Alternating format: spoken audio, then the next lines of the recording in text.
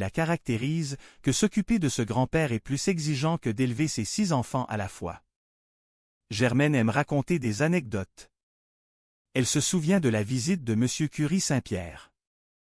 En regardant la maison, il lui avait dit que le bon Dieu et elle tenaient une sacrée belle demeure. Germaine, humble mais lucide, pensait intérieurement qu'il aurait dû voir le désordre quand seul le bon Dieu s'en occupait. Toute sa vie a été rythmée par le ballet et la serpillière. Mariée à 18 ans à Roger Lebrun, elle explique avec une franchise désarmante que c'était à cause d'une maladie appelée la grossesse. Et dès le lendemain, hop, c'était reparti pour le ménage. Sa fille, Carole, entre en scène. Elle remarque le calme inhabituel de grand-papa. Germaine, toujours l'esprit vif, taquine sa fille sur sa sortie prévue pour le soir. Carole insiste sur le fait que ce n'est qu'un verre tranquille, mais Germaine, avec son expérience de femme qui en a vu d'autres, n'est pas dupe. Elle met en garde sa fille contre les intentions masculines avec une métaphore colorée sur les risques de finir les pieds dans les étriers chez le docteur. Carole préfère s'en aller avant que les conseils maternels ne deviennent trop graphiques. Elle est magnifique dans sa tenue de soirée, même si Germaine ne peut s'empêcher de faire une remarque sur ses sous-vêtements. Mais Madame Lebrun n'est pas qu'une fée du logis. C'est aussi une femme d'affaires redoutable qui tient un kiosque au marché. Elle vend des fruits et des légumes, et elle n'a aucune patience pour les clients qui tripotent la marchandise sans intention d'achat. Elle se rappelle avoir remis à sa place une cliente qui tâtait un peu trop ses bananes, lui rappelant fermement que ce ne sont pas des objets magiques qui grossissent sous la main. C'est au tour de Bruno, son fils, de faire son apparition. Il a l'air triste, ce qui inquiète immédiatement sa mère. Il finit par avouer que sa relation avec Geneviève est terminée. Geneviève a rompu. Pour Germaine, c'est un choc, mais elle ne peut s'empêcher de critiquer la jeune femme tout en offrant des biscuits à son fils pour le consoler. Bruno, accablé par la situation et par l'omniprésence de sa mère, préfère retourner travailler. La nuit tombe, mais le repos n'est pas au rendez-vous. Carole n'arrive pas à dormir, trop préoccupée par les problèmes de son frère. Germaine admire la persévérance de sa fille qui étudie tout en travaillant comme serveuse. Elle est persuadée que l'homme qui épousera Carole sera le plus heureux du monde. Mais la discussion dévie rapidement sur la santé de grand-papa. Le vieil homme ne se sent pas bien du tout. Est-ce l'âge? Ou est-ce la tristesse d'avoir perdu sa perruche le matin même? Carole insiste pour appeler le docteur Lépine, malgré les frais exorbitants que cela implique. Le docteur Lépine arrive enfin. L'examen de grand-papa tourne à la comédie. Entre les malentendus sur les échantillons à fournir et les prises de température rectale malencontreuses, la maison est sens dessus-dessous. Le docteur finit par se retrouver avec une surprise de taille, et Germaine, hilare malgré la situation, compare son beau-père à une pomme au caramel. On finit par soupçonner que grand-papa a avalé quelque chose d'important, peut-être un bijou ou une partie d'un thermomètre. Le docteur suggère une exploration de la cavité en urgence, tandis que Germaine plaisante sur la recherche de gaz de schiste. Pendant que grand-papa est envoyé à l'hôpital, Carole tente de récupérer ses livres de psychologie. Elle refuse que sa mère intervienne dans l'histoire de Bruno et Geneviève, mais Germaine se sent investie d'une mission de leader. Elle décide, malgré les avertissements, de parler à Geneviève. La rencontre est électrique. Geneviève, loin de s'excuser, explose et reproche à Germaine d'être une mère trop dominante. Elle quitte la pièce en annonçant qu'elle rompt définitivement, laissant Bruno dans le désarroi. Pourtant, contre toute attente, cette confrontation brutale agit comme un électrochoc. Bruno et Geneviève se retrouvent et réalisent qu'ils s'aiment, malgré les interventions de Germaine. Bruno finit par demander Geneviève en mariage, une nouvelle qui réjouit tout le quartier. La paix semble revenir dans la maison Lebrun. Carole reçoit de la part de sa mère un cadeau inattendu, le numéro de téléphone de Tommy Lalancette, son ancien amoureux. Germaine, sous ses airs de femme autoritaire et parfois envahissante, montre son vrai visage. Elle n'est pas seulement une ménagère ou une femme d'affaires. Elle est, avant tout, une maman. Une maman qui, à sa manière maladroite et souvent bruyante, veille sur le bonheur de ses enfants. Elle sait que la vie est faite de ménage, de cris et de rires, et c'est ce qui rend chaque journée chez Madame Lebrun si précieuse.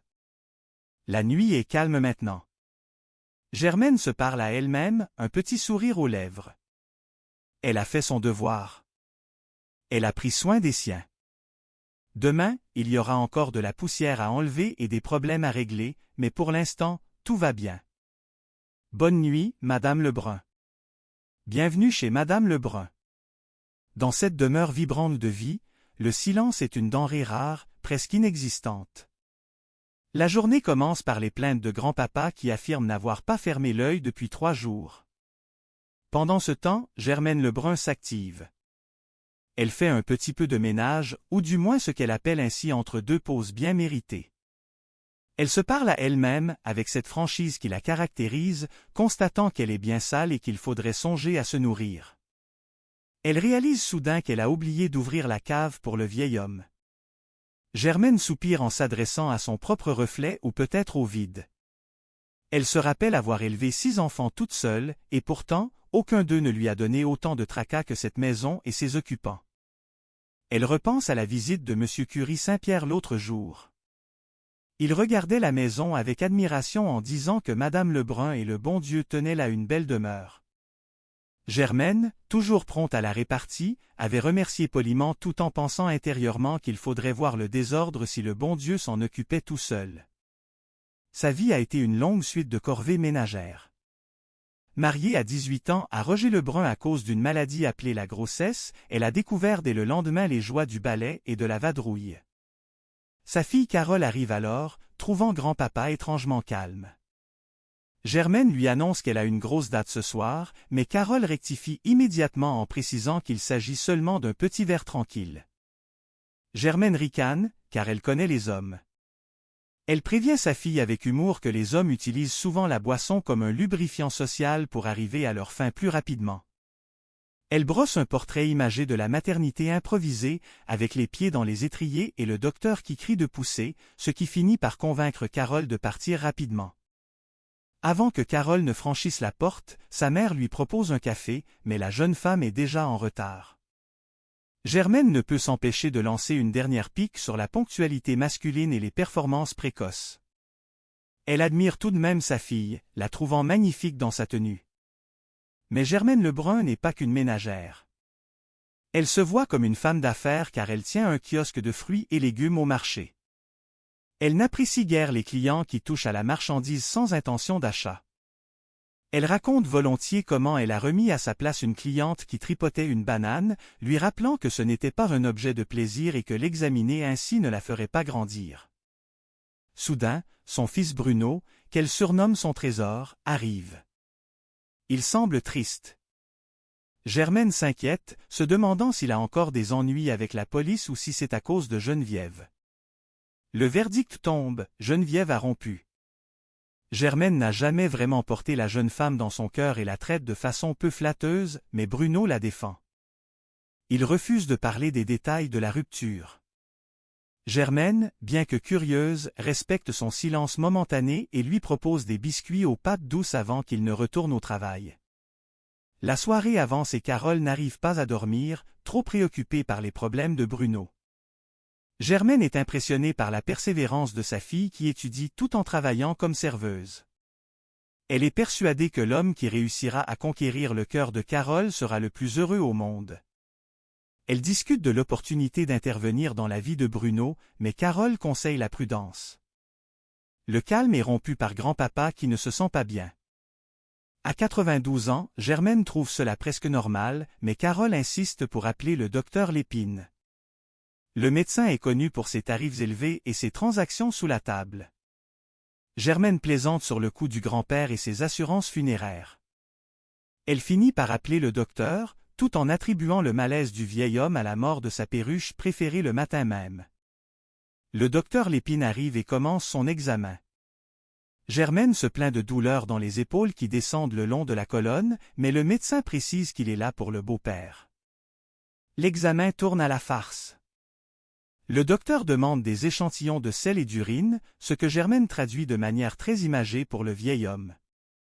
Une confusion s'ensuit autour d'un thermomètre et d'une température rectale. Entre-temps, toute la famille déboule pour fêter l'anniversaire de grand-papa avec des ballons et des cris, alors que le docteur est en pleine procédure délicate. La situation devient chaotique lorsque le thermomètre semble avoir disparu dans les profondeurs de l'anatomie de grand-papa. Le docteur, paniqué, parle d'une exploration de cavité en urgence à l'hôpital.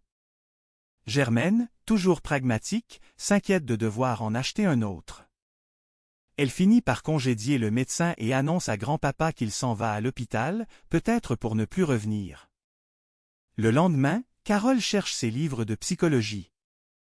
Germaine, qui veut absolument aider Bruno et Geneviève, décide de devenir une leader, une force d'intervention.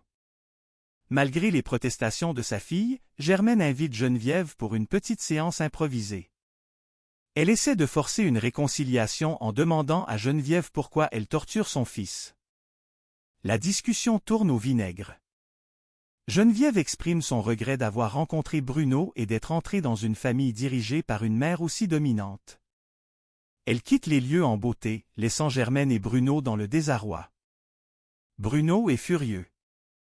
Il révèle que c'est lui qui hésitait à emménager avec Geneviève car il ne se sentait pas prêt.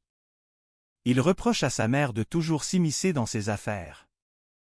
La tension monte. Germaine se défend en invoquant son rôle de mère, mais ses enfants se rebellent contre son autorité parfois étouffante. Plus tard, les amis de Germaine, Madame Dufour et Margot, arrivent pour discuter. Elles échangent des potins sur les hommes, les qualifiant tous de maniaques sexuels. Margot raconte une anecdote tragicomique sur une rencontre déplaisante au cinéma avec un homme aux mœurs légères. La conversation dérive sur les gadgets modernes et la solitude des femmes, le tout ponctué par l'humour décapant de Germaine. Germaine reçoit ensuite un appel de l'hôpital concernant les dons d'organes de grand-papa. Elle confond les formulaires de santé avec un menu de souper, créant un quiproquo absurde au téléphone. Malgré le chaos, la vie continue. Carole revient de sa soirée, qui s'est finalement avérée être un échec, confirmant les prédictions de sa mère sur les hommes. Carole propose alors d'organiser une véritable séance de psychothérapie pour Bruno et Geneviève, forte de ses études. Germaine accepte de ne pas intervenir, promettant d'être une petite mouche sur le mur. Cependant, dès le début de la séance, elle ne peut s'empêcher de réclamer des badges avec des noms, comme dans les grandes réunions. Elle sabote involontairement la procédure de Carole en comparant la thérapie à l'atterrissage d'un avion sans pilote. La dispute éclate entre la mère et la fille. Carole reproche à Germaine d'avoir toujours gâché ses relations, mentionnant un certain Tommy Lalancette, un amour de jeunesse que Germaine avait écarté. Germaine prétend avoir sauvé sa fille d'un bond à rien. Carole, blessée, finit par bousculer sa mère et se réfugie dans sa chambre. Pourtant, au milieu de ces éclats, un miracle se produit. Bruno et Geneviève, laissés seuls un instant, finissent par se retrouver. Bruno demande Geneviève en mariage et elle accepte. La joie revient dans la maison. Germaine, malgré ses méthodes discutables, est heureuse pour son fils. Dans un moment de calme, Germaine tend un papier à Carole. C'est le numéro de téléphone de Tommy Lalancette. Elle explique qu'elle a appris par son cours de yoga que Tommy est désormais seul, sa femme l'ayant quitté, et qu'il élève ses enfants avec difficulté. Elle suggère à Carole de lui passer un petit coup de téléphone, pour lui faire du bien. Carole est touchée par ce geste inattendu.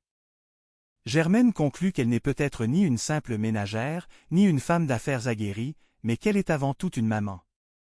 C'est son rôle, sa mission, et malgré les cris, les maladresses et le désordre, c'est ce qui donne un sens à sa vie. Elle se parle une dernière fois à elle-même, constatant que si Tommy Lalancette reste un individu discutable, l'important est ailleurs.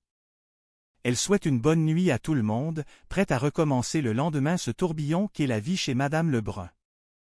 Fin de l'épisode 1 de la saison 1. Bienvenue chez Madame Lebrun. Dans cette demeure vibrante de vie, chaque jour apporte son lot de surprises de petits tracas domestiques.